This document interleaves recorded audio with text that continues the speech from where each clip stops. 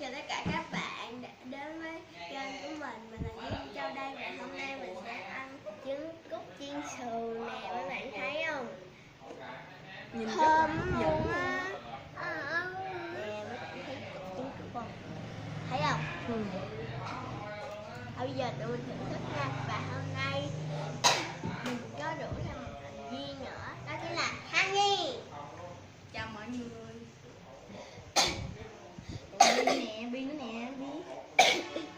Thôi bây giờ các bạn xin chào tất cả các bạn đã đến với video.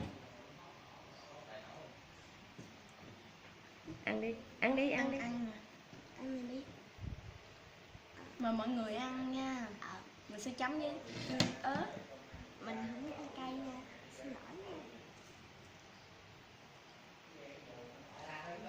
Rồi Bi ăn đi.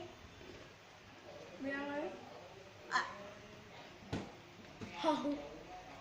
Bi ăn đi Bi. Rất ngon. Một hồn có trứng cút qua luôn rồi. Rồi Bi ăn đi Bi. Rồi Bi bóc lên. Chậm. Rất là ngon các bạn.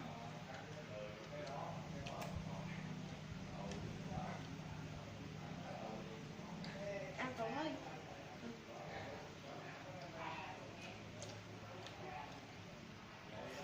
Ở đây Bi bắt cỡ ta. Lớp vỏ ngoài thì giòn giòn, lớp trứng cút ở trong thì rất là thơm béo luôn các bạn. Ăn rất là ngon.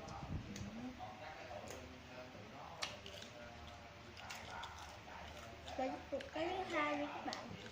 Rồi bây giờ thì mình sẽ không ngồi ghế nữa, bởi vì người ghế thì nhìn nó Nhìn mình thấy rất là kỳ luôn á các bạn. Nhìn Bây giờ mình sẽ ngồi dưới đất mình ăn luôn nha. Cùng tiếp theo.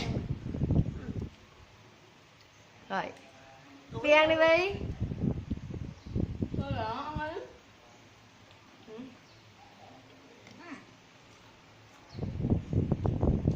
Ăn mấy ngại hả?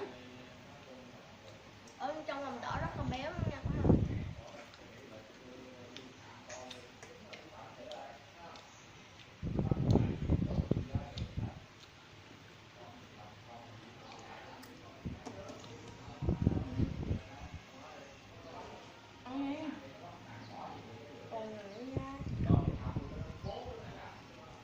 Bi hôm nay ngại rồi.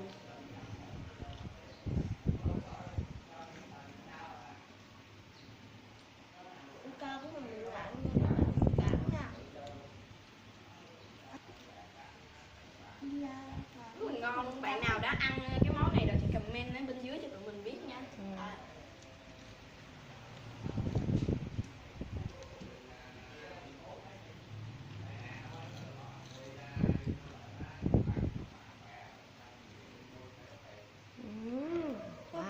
Mấy bạn thấy em trai của mình video rất dài thấy không?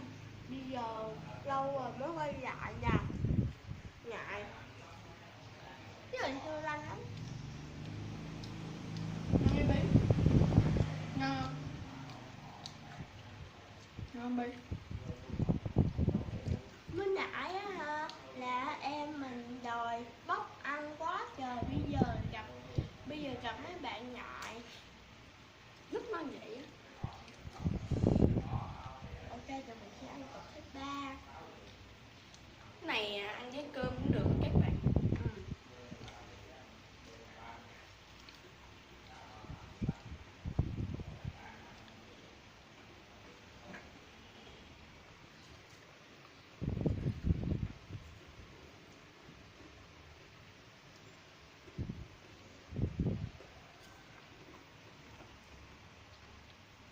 Không biết mấy bạn có nghe tụi mình nhai không nữa, chứ ở ngoài đây là tụi mình nghe rất là rõ luôn.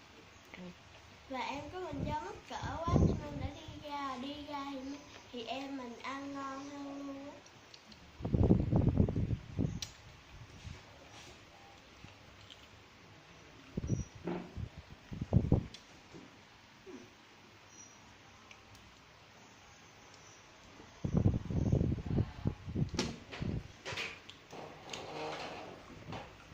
Nhà mình hơi bị ồn nha. Có hơi cả này nha. Ok, và cục thứ tư đây. Bé thứ tư nè. Bé thứ tư mình thấy nó hơi bị chua luôn á các bạn. Thấy gì không? Cái này nhìn giống như là ngọn núi vậy các bạn, mắc cười đúng không? Núi lửa. Núi lửa nó phun trào.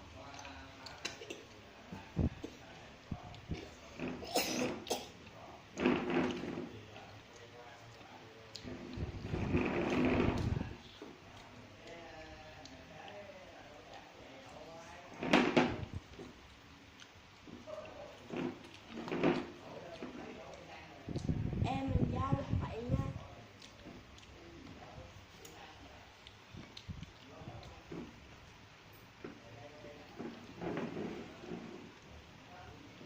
Vài cục là đã no rồi.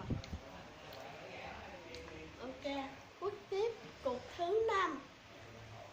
Bây giờ bọn mình cũng đã hơi bị no luôn rồi đó. Mà cái trứng này có màu rất là đẹp luôn á.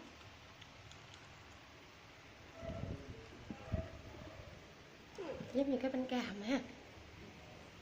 Ghê. Bọn thông luôn. Cắt cái hết luôn, cái cũng chút luôn. Tục lại.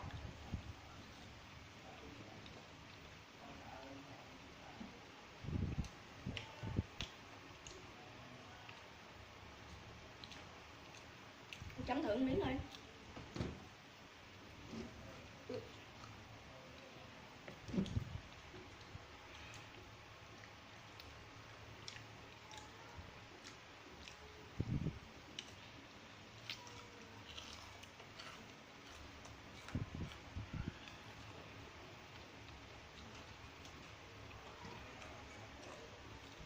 Ok, cục thứ 6 rồi.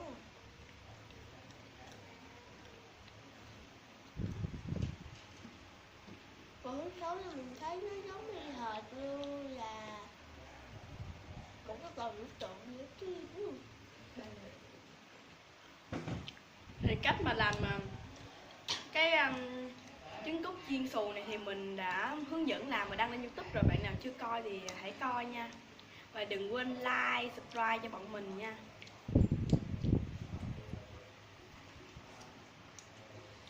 Và xin chào các bạn. Bye bye nha.